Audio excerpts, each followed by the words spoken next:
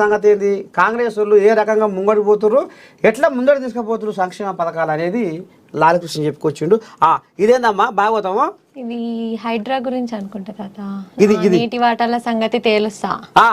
తెలంగాణ రాష్ట్ర నీటి హక్కులపై వాస్తవాలను బయట పెడతా, ప్రజలకు నిజానిజాలు తెలియజేస్తా. 1-2 రోజుల్లో మీడియా ముందుకు. అమ్మా బయటకు వస్తుందా? బీఆర్ఎస్ అధినేత మాజీ సీఎం కేసీఆర్ పరామర్శించిన నేతలతో మాట ముచ్చట. రాష్ట్రంలో పంటలు వానలు నీళ్లపై ఆరా. యశోద దవాఖానా నుంచి నేడు డిశ్చార్జ్.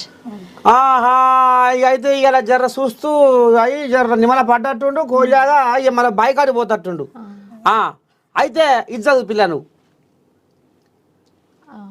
కృష్ణా గోదావరి జిల్లాల్లో తెలంగాణకు రావాల్సిన న్యాయబద్ధమైన నీటి వాటాపై నేను త్వరలోనే స్పందిస్తా, ప్రజల ముందు వాస్తవాలను పెడతా అని బీఆర్ఎస్ అధినేత మాజీ ముఖ్యమంత్రి కేసీఆర్ చెప్పారు.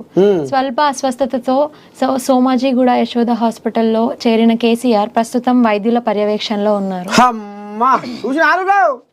ఇక మరి నిన్న యశోద దవాఖానగా ఇక మరి సుస్థాయి దవాఖాన పండుకుంటే కోయిలాగలు పోతే కోయిలాగలతోని ఏమంటుండు, నీటి వాటాల సంగతి తేరుస్తా, ఇగో ప్రజల ముందు వాస్తవాలను పెడతా అని ఈ రకంగా ఇక మరి పెద్ద మనిషి రాష్ట్రంలో పంటలపైన వానలపైన నీళ్ళపైన రైతులు ఏ రకంగా ఉన్నారు అనేది మరి ఇక కేసీరావయ్య ఆలోచన చేస్తుండట. మరి ఇక మరి అయితే మొత్తానికి మరి తప్పు దొరుకుతుంది.